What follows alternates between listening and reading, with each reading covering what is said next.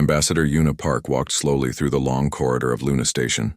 Her shoes made soft clicking sounds on the metal floor. The walls were white and clean, but she felt a heaviness in her chest. Today was different. Today would change everything for humanity. She entered the large meeting room where a massive alien waited for her. The creature stood nearly 3 meters tall with 4 powerful arms and 6 glowing yellow eyes. Its skin looked like dark metal, and when it moved she could hear a low humming sound. "I am Thekvar of the Galactic Council," the alien said. Its voice came through a small device that made the words sound cold and empty. "You are the human representative." Una nodded. "Yes, I am Ambassador Una Park, speaking for all of humanity." Thekvar's 6 eyes looked down at her like she was a small insect. "Your species has been in space for 50 years. You have built colonies on 17 worlds. You have ships that travel faster than light, but you are still children playing with dangerous toys." The alien moved to a large window that showed the Earth below.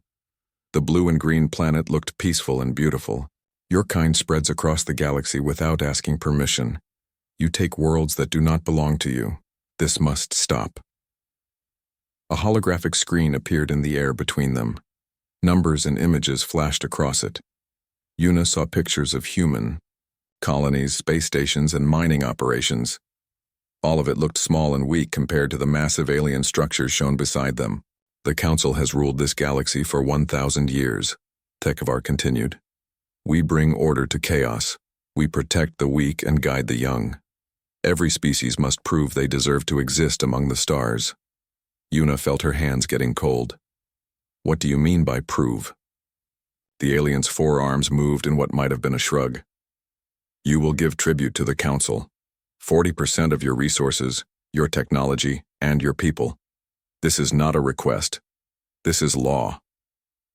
The numbers on the screen changed. Una saw what 40% meant. Nearly half of everything humanity had built would be taken away. Billions of people would become slaves. Their best technology would be handed over to aliens who saw them as children. "You have 30 of your solar cycles to comply," Thekvar said. "This is more time than most species receive. The Council is being generous." Una's voice was steady, but inside she was shaking. "And if we refuse?" Thekvar made a sound that might have been laughter. "The Veltari refused. They were proud, like you humans seem to be. They said they would never bow to anyone." A new image appeared on the screen. It showed a planet that looked like a giant ball of black glass. Nothing lived there. Nothing moved. It was completely dead. That was their homeworld, the alien explained. "Now it is a monument to foolishness." The Krexhai also refused. They thought their strong bodies and warrior culture would protect them. They work in our mines now, and their children are born with chains around their necks. Una stared at the dead planet on the screen. She thought about Earth, about her family, about all the people who trusted her to protect them. But she also thought about freedom, about the right to choose their own path among the stars. "How do we know you will keep your word?" she asked. "How do we know that paying tribute will truly protect us?" Thekvar's eyes glowed brighter. "Because the Council always keeps its word. Those who pay tribute live. Those who serve us well may even prosper. But those who refuse..." The image of the dead planet flickered again. The alien moved closer to her. She could smell something sharp and metallic coming from its body. "Your leaders will receive this message soon. They will argue and fight among themselves, as young species always do. Some will want to surrender immediately. Others will speak of war and resistance. Both groups are fools." "Why?" Una asked. "Because surrender without fight shows weakness, and the Council has no use for the weak. But resistance is also pointless. Your ships are toys compared to ours. Your weapons cannot harm us. Your people are soft and divided. We have watched you for decades. We know your every weakness." Thekvar walked back to the window. "Tell your leaders this. The Council offers them a choice that no species truly has. Submit and live, or resist and die. Most species never get the chance to choose. We simply take what we want." The alien turned back to her. "You may go now. Use your time wisely. Prepare your people for their new role in the galaxy. Those who accept their place quickly will suffer less. Yuna felt sick, but she kept her face calm. I will deliver your message. As she walked toward the door, Thekvar spoke again. One more thing, human. Do not think your distance from our core worlds will protect you. Do not imagine that your allies will help you. You are alone in this galaxy, and the Council's reach is long. The door closed behind her with a soft hiss. Yuna stood in the corridor for a moment, her hands shaking. Then she walked quickly toward the communication center. Earth needed to know what was coming, and humanity needed to decide who they truly were. President June Kim stood in the emergency meeting room deep beneath Geneva. The walls were thick concrete and steel, built to survive even nuclear war. But today, they faced something much worse than bombs. Around the long table sat leaders from every nation on Earth, their faces pale and worried. 40%, said the German chancellor, shaking her head. They want 40% of everything we have built. The Japanese prime minister tapped his fingers nervously on the table. My advisors ran the numbers. That means 2 billion people would become slaves. Half our cities would be emptied. All our best technology handed over to aliens. Some leaders wanted to surrender immediately. The Brazilian president stood up, his voice shaking. We cannot fight beings who turn entire planets into glass. We must think of our children, our families.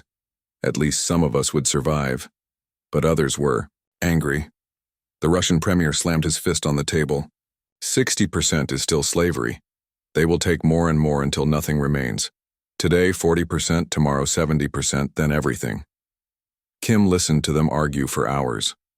Outside, protests filled the streets of every major city. Some people demanded surrender to save lives. Others called for war no matter the cost. The world was tearing itself apart with fear and rage. Finally, Kim raised his hand for silence. Dr. Minho Lee has something to tell us. Something that might change how we think about this choice. Dr. Lee was a small, quiet man who rarely spoke in public. But today his eyes burned with intensity. He activated a holographic display that filled the room with images of spaceships, weapons, and secret facilities. For 50 years, since we first detected alien signals, we have been preparing, he said quietly. Not just preparing to meet them, but preparing for this exact moment. We knew this day would come. The leaders stared at the images. Hidden shipyards orbiting Jupiter, weapons factories buried deep in asteroid mines, defensive systems built into every human colony, disguised as civilian structures. Impossible, whispered the French president. This would cost trillions. How did we build all this without anyone knowing? Every nation contributed, Dr. Lee explained. Part of your defense budgets, your space programs, your research projects. You thought you were building separate things, but it was all connected, all part of one plan. General Hyun Park stepped forward. She was the head of Earth's secret military coordination, a job most people never knew existed. We have been watching the Council for decades through hidden sensors and spy drones. We know their technology, their tactics, their weaknesses. They think we are primitive, but we have been learning. Admiral Sujin Han appeared on the screen from her ship in orbit. Behind her, the bridge bustled with activity. Mr. President, the fleet is ready. 300 ships built in complete secrecy, each one designed specifically to fight Council technology. The room fell silent. No one had imagined that humanity possessed such power. They had all believed Earth was defenseless against the aliens. Dr. Lee continued his presentation. The Council ships use energy shields and plasma weapons. Very advanced, very powerful. But they have one weakness. They think in predictable patterns. Their computers are fast, but not creative. They cannot adapt to new situations quickly. Our ships are different, Admiral Han explained. Human design, philosophy is about flexibility and adaptation. We build things that can change, that can learn, that can surprise the enemy. Our weapons and defenses can evolve during battle. President Kim felt hope growing in his chest for the first time since receiving the alien message. But he had to. Be sure. What are our chances of winning? General Park answered honestly. We cannot match their numbers or their raw power, but we believe we can make them pay such a terrible price that they will leave us alone. Maybe we can even do better than that.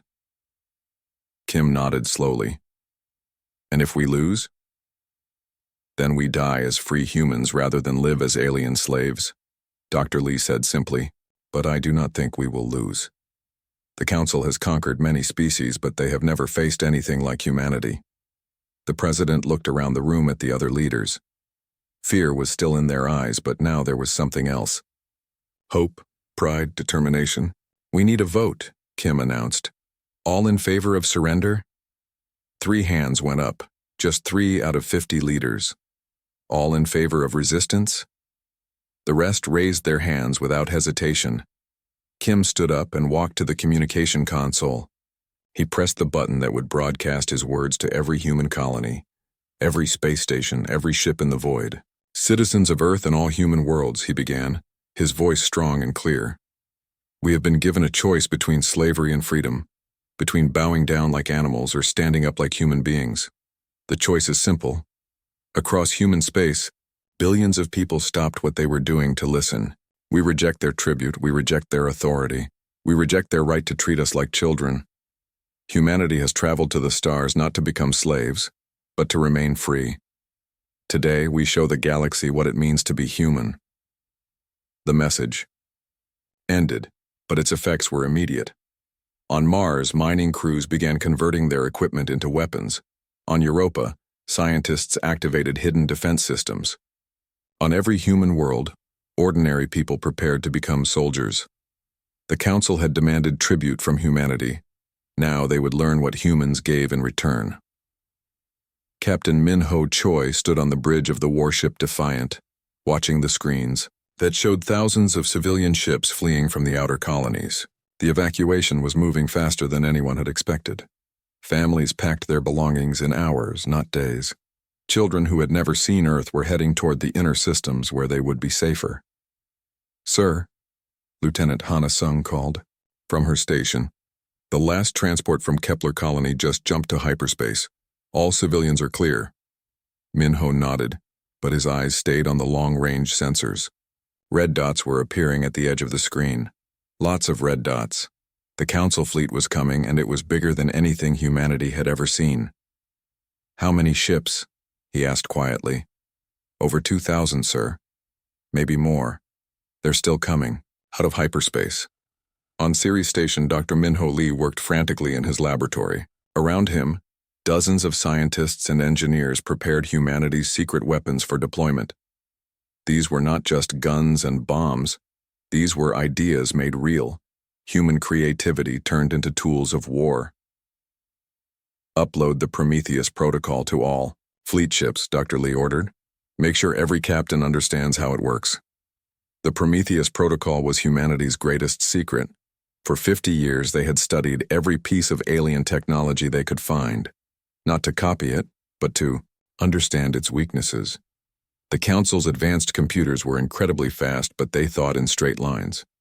They could not imagine new solutions to old problems. Human technology was different. It was messy, unpredictable, and chaotic. But it could learn and adapt in ways that alien minds could not understand. On Earth, Professor Ji-Woo Kim addressed military leaders from around the world. The meeting was held in a bunker beneath Seoul, connected to similar bunkers on every continent. Her voice was calm, but her words sent chills through everyone listening. The Council has conquered 43 different species, she explained. We have studied every battle, every defeat, every extinction. We know their patterns. Images flashed on the screens showing alien ships attacking defenseless planets. The Council always fought the same way.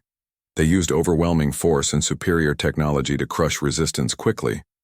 They had never needed to be creative because they had never faced an enemy that could surprise them. But they have never fought humans before, Professor Kim continued. They do not understand us.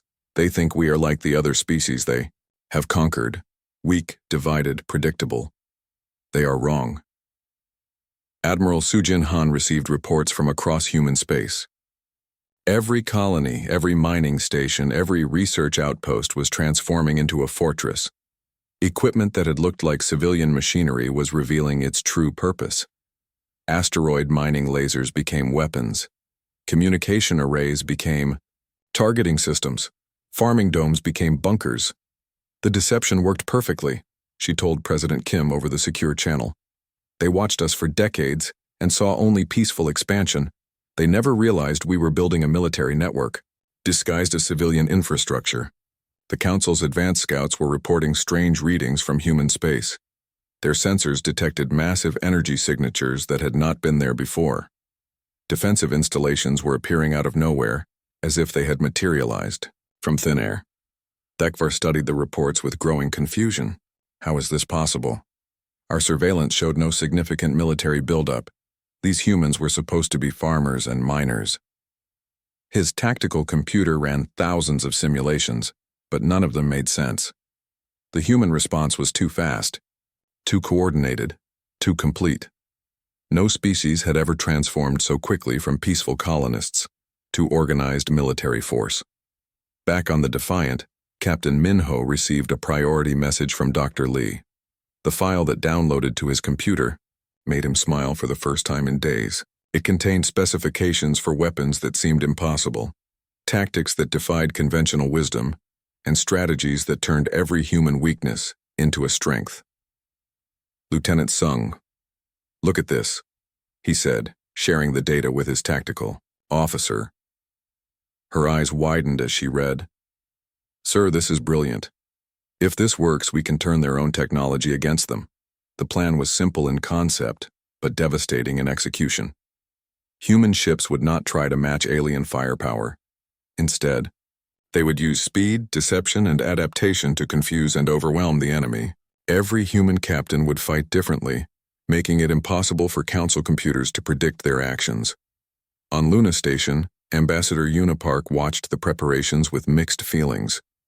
She had delivered the Council's ultimatum expecting humanity to surrender or die.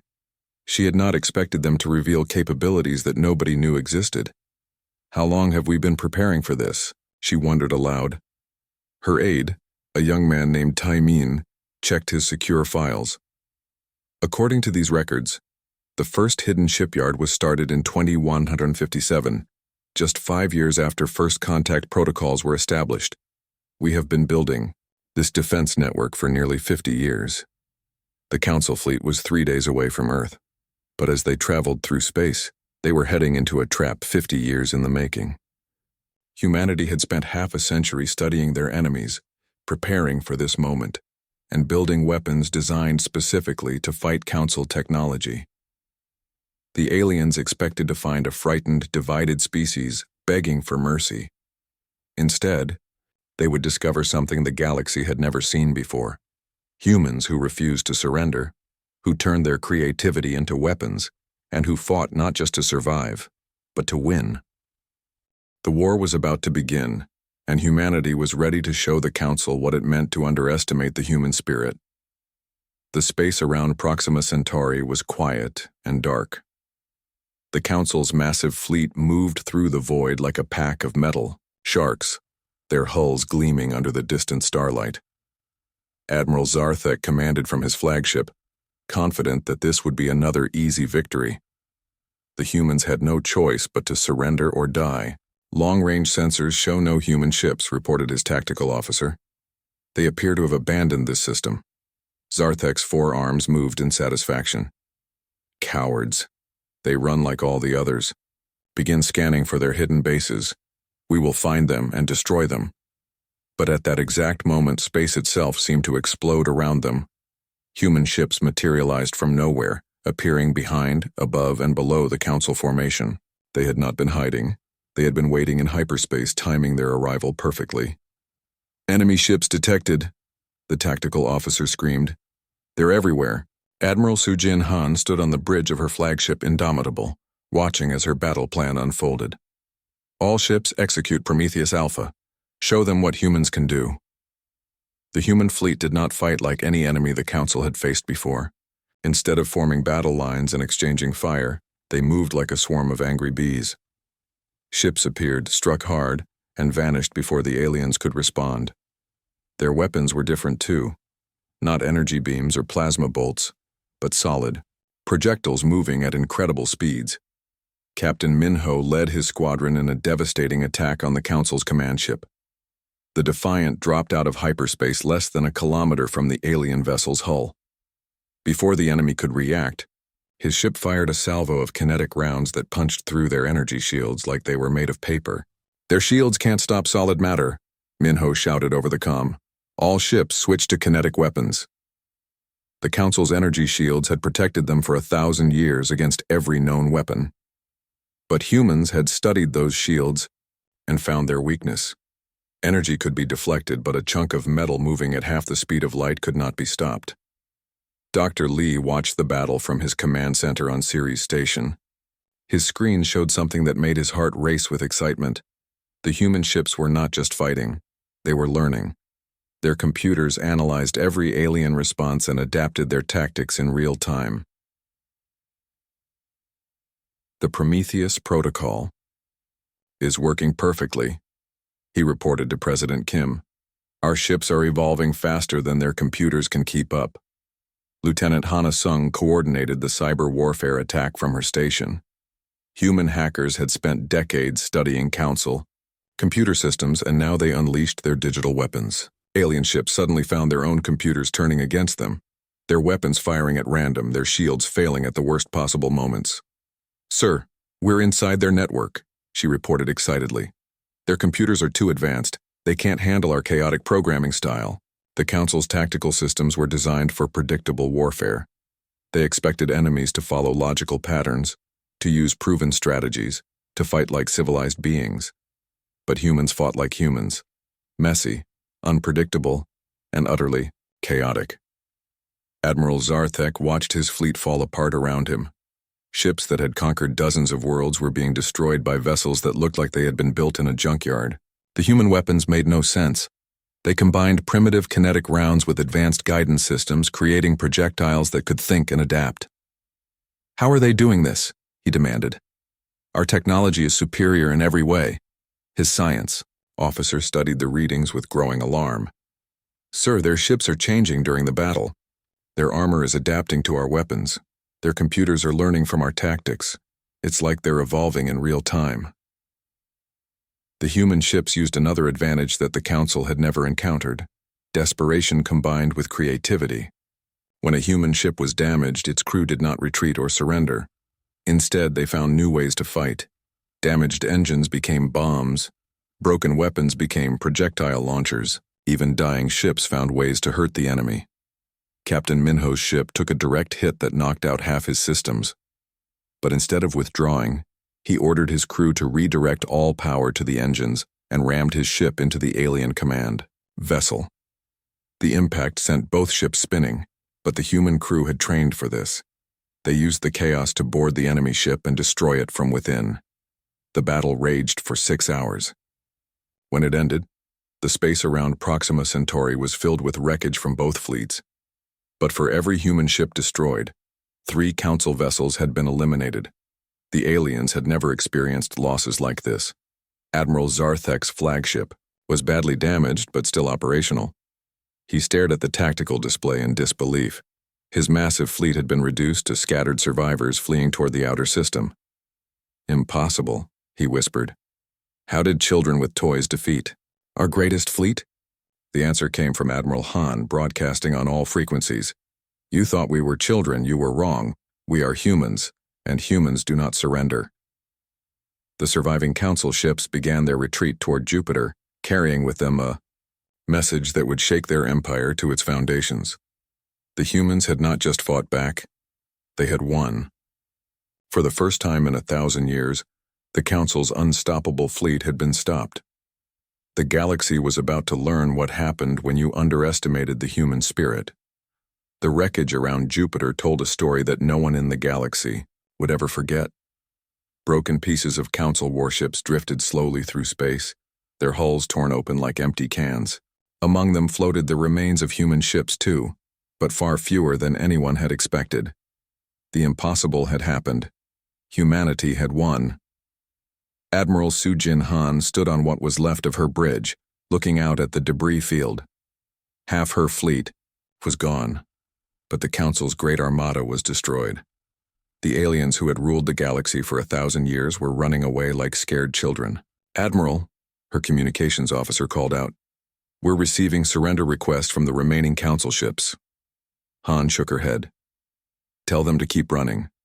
We're not interested in their surrender. We want something else entirely." On Earth, President Jun Kim prepared to deliver the most important speech in human history.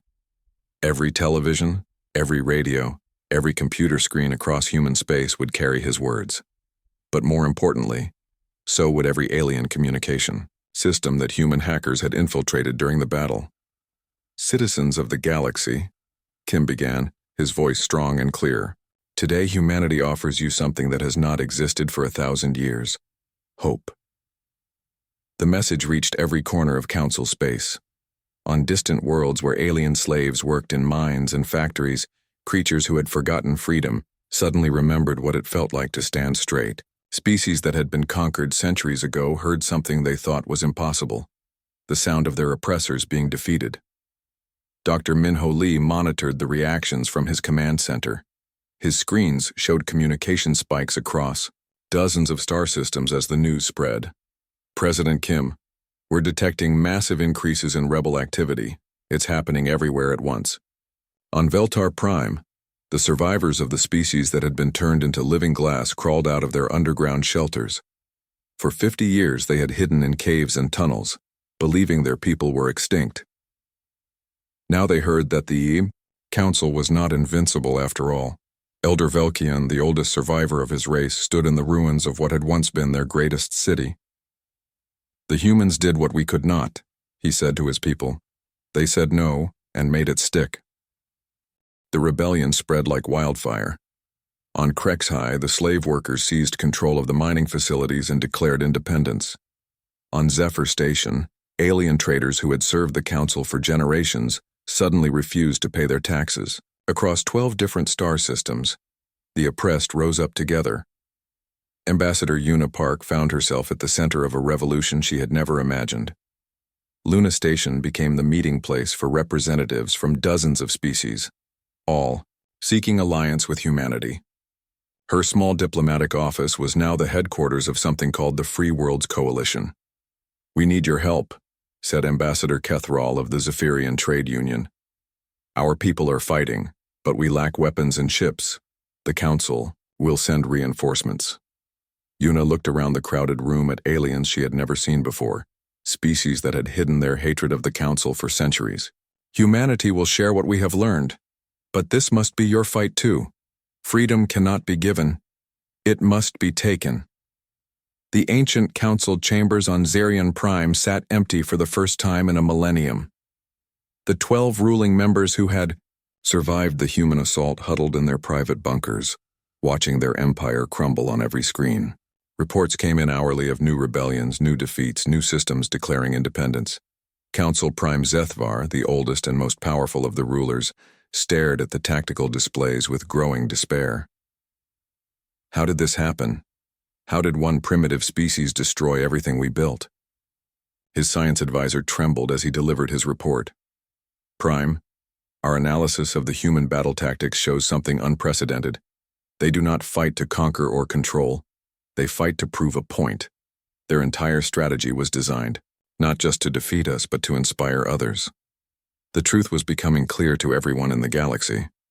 Humanity had not just won a battle, they had started a revolution. Their message was simple but powerful.